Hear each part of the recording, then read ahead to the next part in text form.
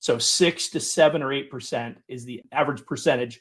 So call it 7 over the last 40 some odd years of the number of businesses that exceed $1 million in revenue. Yeah, I'm not surprised by that at all.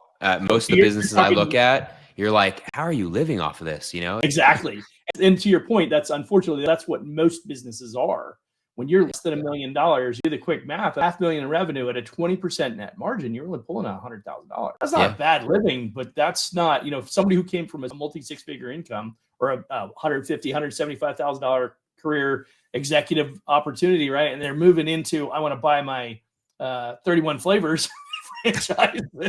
Yeah, you're going to make 30 grand if you're lucky, in that little, depending on some of the scenarios. But I think a lot of those people, to your point, they're romanticized with that idea of having their own business. I thought, I'm going to go buy my own business. Like, for instance, the first time I realized that I thought a Subway franchise, that was my first thing that I looked at in the 90s.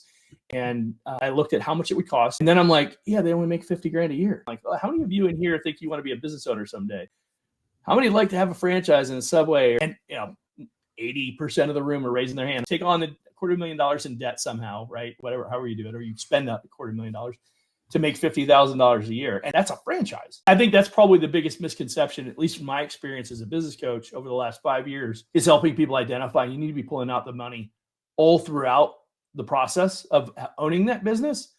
And then if you have the opportunity to sell, because we report that anywhere from 70 to 90% of businesses never sell because they don't have something that's sellable. They couldn't see the value. Like, I'm just going to shut it down. And they would pay to shut it down rather than sell it at a valuation that was less than what they accepted.